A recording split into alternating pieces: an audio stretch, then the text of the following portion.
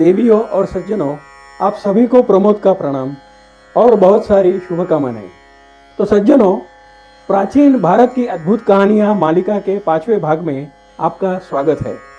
अब शुरू होगी कथा सरित सागर के प्रथम लंबक के द्वितीय तरंग में वर्णन की हुई वररुचि की जन्म कथा। सज्जनों, आपको याद होगा कि देवी पार्वती के शाप से उनके पुष्पदंत नामक गण ने मानव योनि में जन्म लिया था। उस समय उसका नाम था वररुचि। वररुचि शब्द का अर्थ है जिसकी रुचि अच्छी और बढ़िया चीजों में रहती है, वह वररुचि। सज्जनों, तो अब हम वररुचि यानी मानव रूप में जन्मे पुष्पदंत की कहानी को आपको सुनाते हैं। हमने इसके पहले वाले भाग में कहा था कि प्राचीन काल में भारत के उत्तर में कौशाम्बी नाम की एक नगरी थी। पांडवों की पीढ़ियों ने बाद में अपनी राजधानी हस्तिनापुर से कौशाम्बी में स्थलांतरित की थी। तो सज्जनों, वररुचि विंध्यारण्य में कानुभूति को कथा सुना रहा है कि इस कौशाम्बी नगरी में सोमनाथ नाम का एक ब्राह्मण था। उसका दूसरा नाम अग्निशिख था। उसकी पत्नी का नाम वसुदत्ता था। वसुदत्ता पूर्व जन्म में एक मुनिवंश की कन्या थी। श्राप के कारण उसने अब मानव जाति में जन्म लिया था। इस वसुदत्ता के गर्भ से ही मेरी उत्पत्ति हुई। मैं जब छोटा था तभी मेरे पिता परलोकवासी हो गए और इसलिए मेरी वसुदत्ता माता ने बड़े ही क्लेश के साथ मेरा पालन पोषण किया। एक बार हमारे घर में दो ब्राह्मण एक रात निवास के लिए आए। वे दोनों लंबे मार्ग चलने से बहुत ही थके हुए थे। अब वे हमारे घर में रहते थे।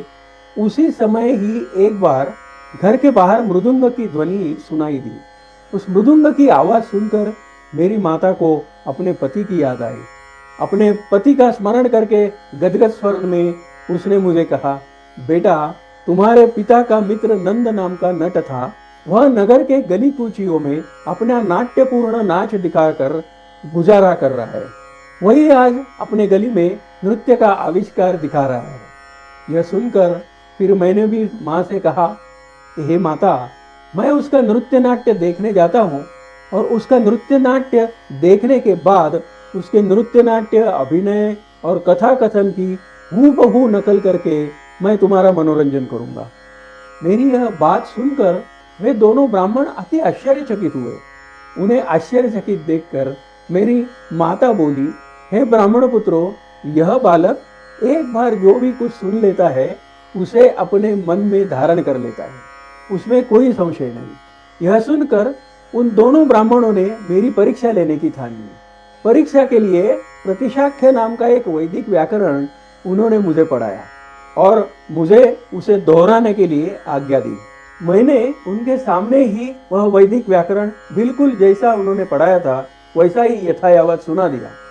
इसके बाद मैंने उन दोनों के साथ जाकर नंद नट का नृत्य नाट्य देखा और घर जाकर माता के सामने संपूर्ण नाटक जैसा देखा था वैसा ही करके दिखाया।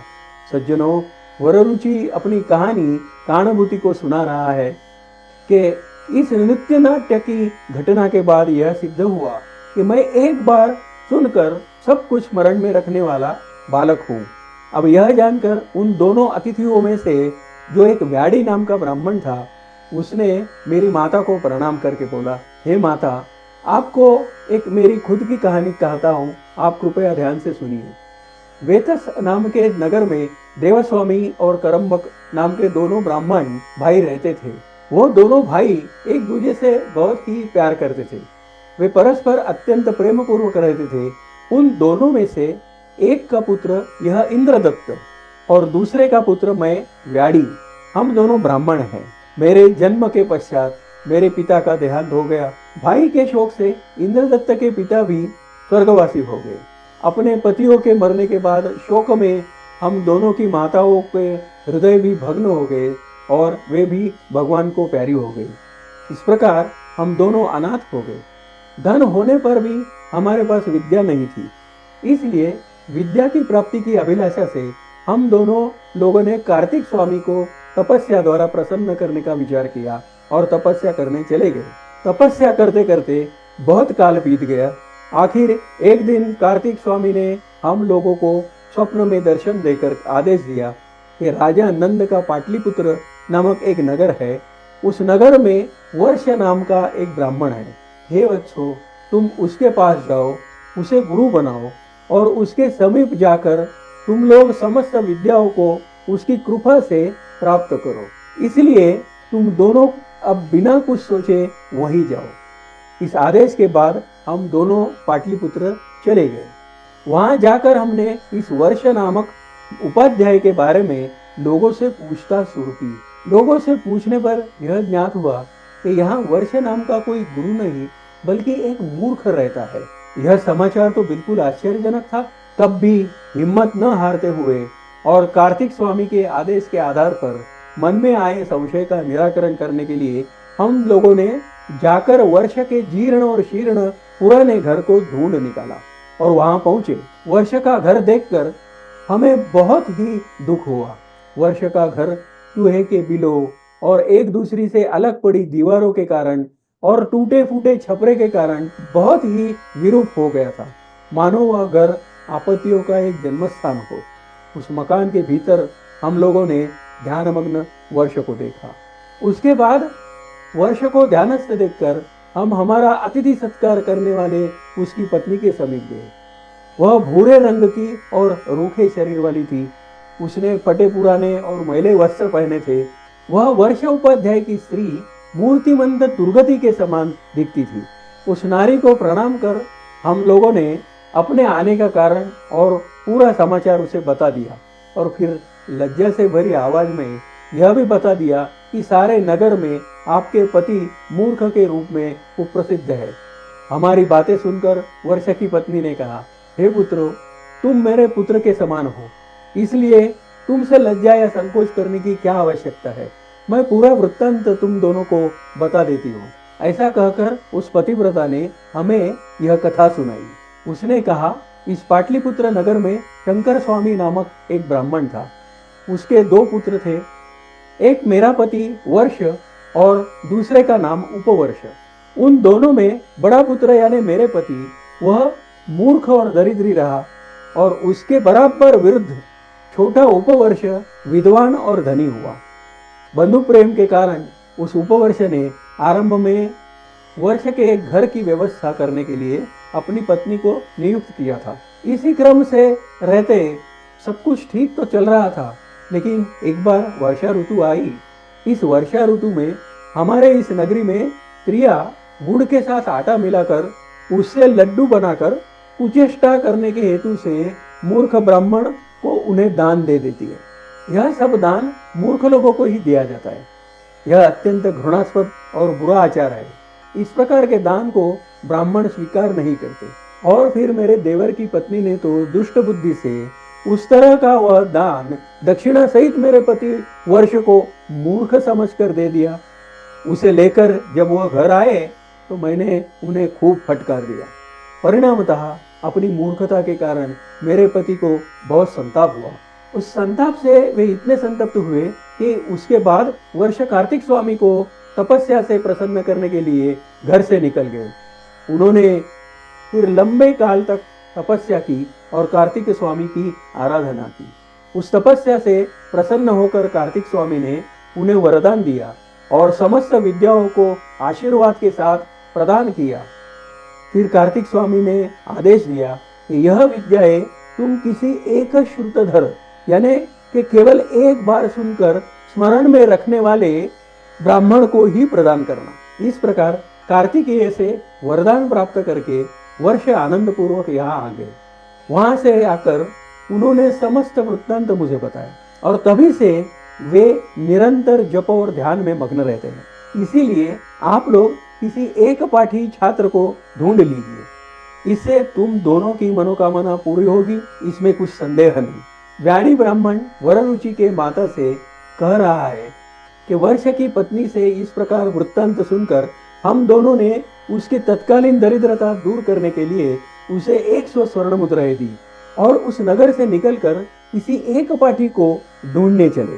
उसके बाद हम दोनों सारी पृथ्वी पर घूमे, किंतु कहीं भी एक बार सुन के याद रखने वाला एक श्रुतधर हमें नहीं मिला। इसलिए थक कर आज तुम्हारे घर आए और विश्राम के लिए रुक गए। और आज इस बालक जो एकश्रुतधर है उसको, तुम्हारे पुत्र को, वररुचि को हमने प्राप्त किया। अब हम आपसे विनती करते हैं कि आप इसे हमें दे दो, फिर हम लोग विद्याधन की सिद्धि के लिए जाएंगे। इस प्रकार व्याड़ी के वचन सुनकर मेरी माता ने आदर के साथ कहा, यह सब ठीक है, मुझे आपकी बातों पर विश्वास है। इसके लिए और भी एक कारण है। जब एकमात्र पुत्र ने जन्म लिया था उस समय आकाशवाणी से देववाणी हुई थी कि यह एकश्रुतधर बालक उत्पन्न हुआ है और वर्ष उपाध्याय से विद्या प्राप्त कर संसार में व्याकरण की प्रतिष्ठा करेगा। यह बालक नाम से वररुचि होगा, संसार में जो भी अच्छा होगा वह इसे अच्छा लगेगा, इसलिए उसका नाम वररुचि होगा। इतना कहकर आकाशवाणी समाप्त हो गई। इसलिए जैसे जैसे यह बालक बड़ा हो रहा था वैसे वैसे मुझे रात दिन यही चिंता सता रही थी कि यह उपाध्याय वर्ष कहाँ होगा। आज तुम लोगों के मुख से यह वृत्तांत सुनकर मुझे अत्यंत संतोष हुआ। इसलिए तुम दोनों इसे, मेरे वररुचि को, वर्ष के पास ले जाइए और उसके समीप ले जाइए। यह तुम्हारा भाई है, इसमें किसी की कोई हानि नहीं। सज्जनों, वररुचि कानुभूति से कह रहा है कि मेरी माता के ऐसे वचन को सुनकर प्रफुल्लित व्याड़ी और इंद्रदत्त ने वह रात केवल एक क्षण के समान व्यतीत की। प्रातःकाल व्याड़ी ने आनंद जताने के लिए अपना धन मेरी माता को दे दिया और मुझे वेदाध्ययन के लिए योग्य बनाने के लिए स्वयं मेरा उपनयन यानी मौंजी बंधन का संस्कार भी किया। तब इसी प्रकार आंसुओं को रोककर मेरी माता ने मुझे आज्ञा दी। साथ ही मेरे विद्यार्जन के लिए जाने के अति उत्साह को देखकर मेरी माता का शोक थोड़ा कम हो गया। मेरी कुमार अवस्था के उत्साह को माता का अनुग्रह समझकर व्याड़ी और इंद्रदत्त मुझे लेकर उस कौशाम्बी नगरी से शीघ्र चल पड़े। इसके पश्चात यथा समय हम लोग वर्ष गुरु के घर पहुंचे और उन्होंने भी मुझे मूर्तिमान स्कंद यानी कि कार्तिक स्वामी के प्रसाद के समान समझा और एक शुभ दिन गुरु वर्ष उपाध्याय ने पवित्र भूमि में बैठकर और हम लोगों को आगे बिठाकर दिव्य वाणी से ओमकार का उच्चारण किया।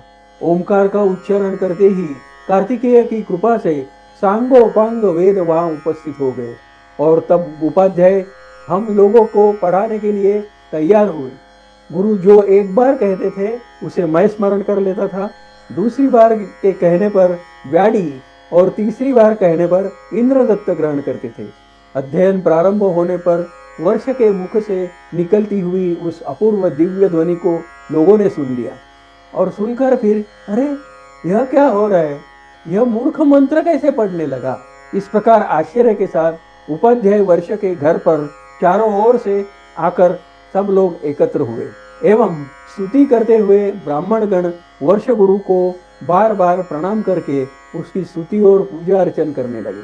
आचार्य वर्ष के घर में इस आश्चर्यजनक दृश्य को देखकर न केवल उनके कनिष्ठ बंधु उपवर्ष को अत्यंत प्रसन्नता हुई, बल्कि समूचे पाटलिपुत्र के निवासियों ने सारे नगर में आनंदोत्सव मनाया।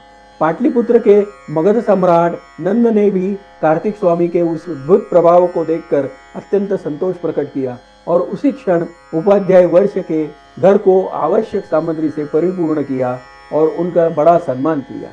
देवी और सज्जनों, यहाँ पर हमारा महाकवि सोमदेव भट्ट के कथा सरित सागर ग्रंथ के प्रथम लंबक का द्वितीय तरंग समाप्त होता है। सज्जनों, अब इसके बाद का तरंग यानी कि अध्याय, उसकी कथा हम आपको अगले वीडियो में सुनाएंगे। यदि आपको यह उपक्रम अच्छा लगा हो और वीडियो पसंद आया हो तो ऐसी ही मनोरंजक कहानियां निरंतर सुनने के लिए कृपया इस चैनल को सब्सक्राइब कीजिए, लाइक कीजिए और अपने मित्रों के साथ शेयर भी कीजिए। अब फिर अगले वीडियो में मिलेंगे, तब तक के लिए खुश रहिए, आनंद में रहिए और सुनी हुई कहानी बच्चों को जरूर सुनाइए। नमस्कार। प्राचीन भारत की अद्भुत कहानियाँ, प्राचीन भारत की अद्भुत कहानियाँ।